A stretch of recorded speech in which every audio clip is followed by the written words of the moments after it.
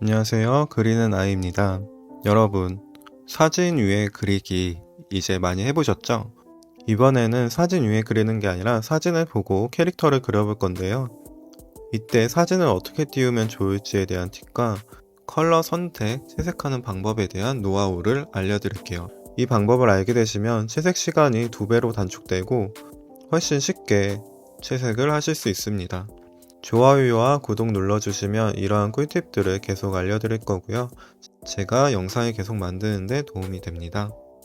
먼저 참고할 사진을 불러올 건데요. 많은 분들이 레퍼런스로 활용을 하고 계시는 핀터레스트를 활용해 볼게요. 핀터레스트 사진을 보면서 그림을 그리려면 이렇게 핀터레스트 앱을 띄우고 크기를 조절한 다음에 프로크리에이트를 한쪽 편에 띄우고 그림을 그리게 돼요. 하지만 이렇게 하면 화면의 일부분을 핀터레스트가 차지하고 있기 때문에 그렇지 않아도 좁은 화면에서 더 좁은 공간에서 그리게 되는데요. 이렇게 하지 마시고 다른 방법을 알려드릴게요. 프로크리에이트 안에 있는 레퍼런스 캔버스를 활용하는 방법인데요. 먼저 스패너를 누르고 캔버스에서 레퍼런스를 켜주시면요. 이런 창이 뜨는데요. 캔버스 화면을 볼 수 있는 메뉴가 있고 사진을 불러오려면 두 번째 탭에 이미지를 눌러주세요. 그러고 나서 핀터레스트에서 저장했던 사진을 불러와 주시면 되는데요. 이 레퍼런스 캔버스에서 확대 축소가 자유롭고요. 이 창도 자유롭게 이동할 수 있어요. 이제 레퍼런스 캔버스에 띄워둔 사진을 보면서 천천히 스케치를 해볼게요. 처음에는 그림의 윤곽을 흐리게 살짝 잡아주고요. 점차적으로 얼굴이나 세부 부분을 스케치해 줄게요. 이건 스케치고 나중에 선을 딸 거니까 편한 마음으로 실수를 해도 괜찮으니까요. 자유롭게 보이는 대로 선을 따주시면 되고요. 스케치가 다 됐으면 선을 따볼게요. 레이어 메뉴에서 N 버튼을 누르면 불투명도를 조절할 수 있는데요. 30 정도로 낮춰줄게요. 그리고 새 레이어를 추가하고 선을 딸 펜 브러쉬를 선택합니다. 이때 레퍼런스도 확대를 해서 자세히 보면서 참고하면서 선을 따주시면 돼요. 그리고 이건 모작이 아니라 캐릭터 그리기니까요. 완벽히 똑같이 하려고 하기보다는 자기만의 그림 스타일을 살리고 부분 다르게 수정해서 그려주셔도 좋습니다. 저는 너무 실사체보다는 약간은 만화 같은 느낌으로 그려볼게요. 이제 채색을 해볼 건데요. 이때 어떤 색을 써야 될지 고민이 많이 되실 수 있어요. 눈으로 보이는 색과 실제로 그렸을 때 색이 많이 다른 경우가 많은데요. 이때의 꿀팁을 알려드릴게요. 사진에서 쓰였던 색들을 바로 팔레트로 불러올 수 있는 기능입니다.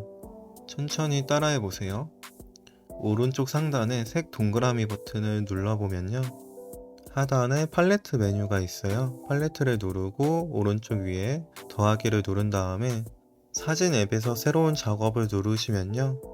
지금 보고 있는 사진을 선택해서 불러오면 그 사진에서 주로 사용된 색들이 팔레트로 자동으로 생성됩니다.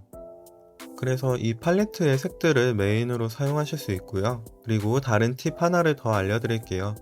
저희가 아까 불러온 레퍼런스 캔버스에서 펜을 오래 누르고 있으면 저희가 그림을 그리고 있는 캔버스와 동일하게 색을 스포이드로 추출할 수가 있어요. 이렇게 하면 색을 조금 더 쉽게 선택할 수 있습니다. 이제 컬러를 쉽게 선택하는 방법을 알게 되었으니까요. 본격적으로 채색을 시작해 볼게요. 그냥 브러쉬로 일일이 모두 채색할 수도 있겠지만 훨씬 더 쉽고 빠르게 채색하는 방법을 알려드릴게요. 컬러 드롭을 활용하는 건데요. 오른쪽 위에 색상 동그라미를 펜으로 누른 다음에 그대로 누른 채로 끌어서 그림 위로 올리면 그 색으로 채워지게 되는데요. 예를 들면 치마 안에만 색이 채워졌으면 좋겠는데 지금 보시면 모든 화면에 색이 채워지게 되죠. 이럴 때는 레퍼런스 레이어라는 기능을 활용할 수 있어요. 아까 그림을 불러온 건 레퍼런스 캔버스고요. 이번에는 레퍼런스 레이어인데요. 이름은 유사하지만 기능은 굉장히 달라요.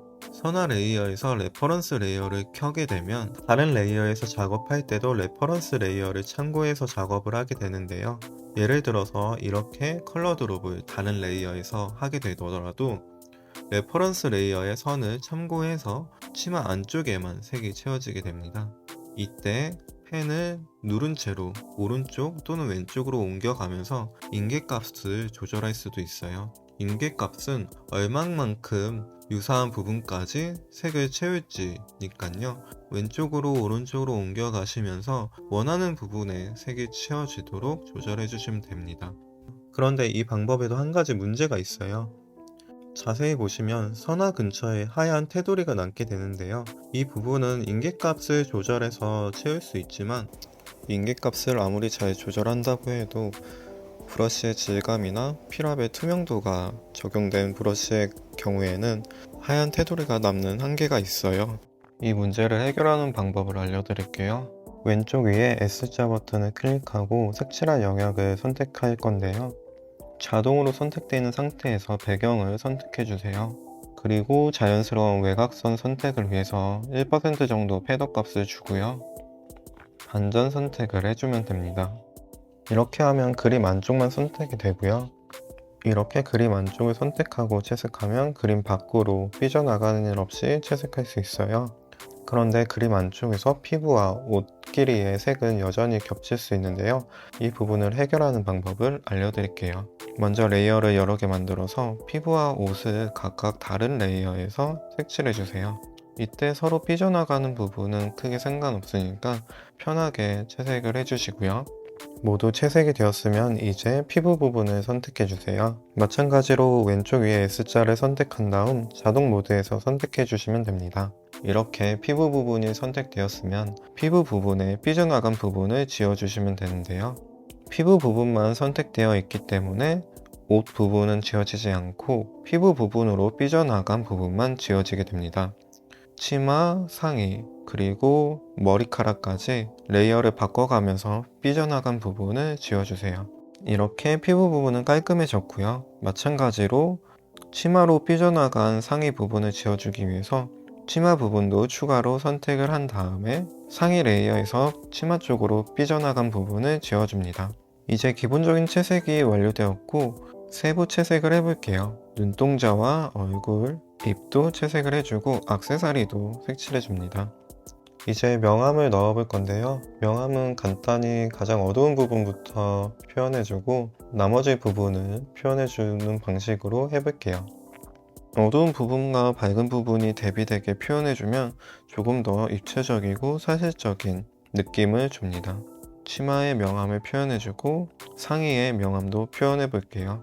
이렇게 이번 영상에서는 프로크리에이트의 레퍼런스 캔버스 활용법과 색상 선택, 그리고 컬러링까지 알아봤는데요. 이 기능과 팁들을 활용하면 작업의 효율이 훨씬 높아지고 그림 그리기가 더 재밌을 거예요. 이렇게 그림이 완성되고 나면 배경 캔버스에서 배경색을 설정할 수도 있습니다. 네, 완성되었습니다. 영상이 유익하셨다면 좋아요와 구독 눌러주시고요. 여러분의 응원이 저에게는 더 좋은 영상을 제작하는 큰 힘이 됩니다. 감사합니다.